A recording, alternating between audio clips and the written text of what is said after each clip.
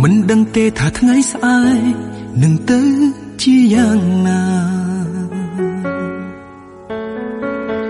ចិត្តដែលស្រឡាញ់ជីវ៉ាបងខ្វល់រៀងរាល់ថ្ងៃស្រឡាញ់អូនមួយបងព្រោះខ្លាចមានគេជ្រែកខ្លាចអូនបែងចែកស្នេហ៍ឲ្យអ្នកដទៃ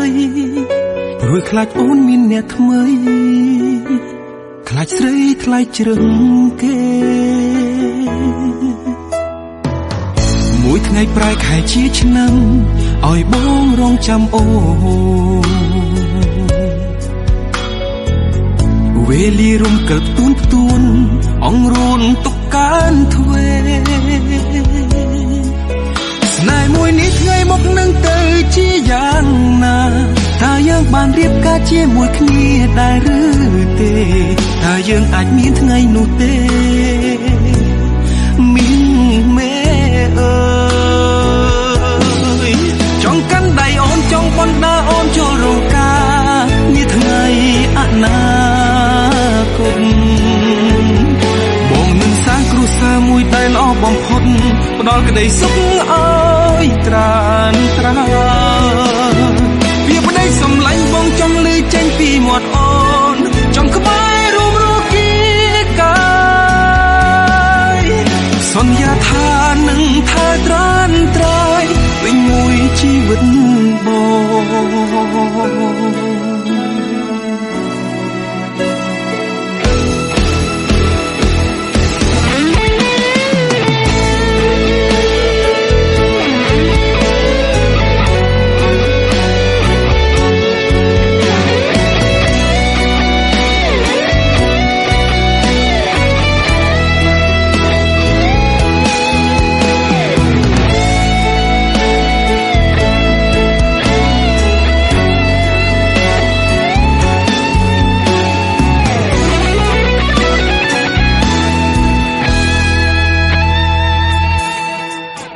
មួយថ្ងៃប្រែខែជាឆ្នាំឲ្យបងរងចាំអូវេលារំកិលផ្ទួន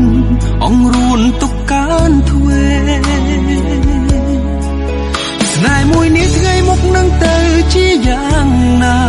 ថាយើងបានរៀបការជាមួយគ្នាដែរឬទេថាយើងអាចមានថ្ងៃនោះទេមីងមេ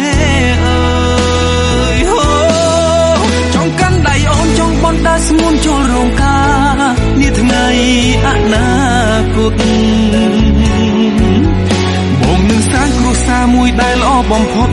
ផ្ដល់ក្តីសុខឲ្យត្រានត្រាយវាប្តីសំឡាញ់បងចង់លឺចេញពីមាត់អូនចង់ក្បែររួមរស់គីកាយសន្យាថានឹងថែត្រានត្រាយពេញមួយជីវិត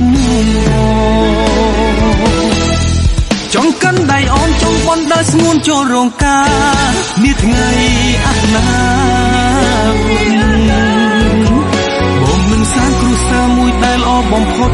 ផ្ដល់ក្តីសុខឲ្យត្រានត្រាយ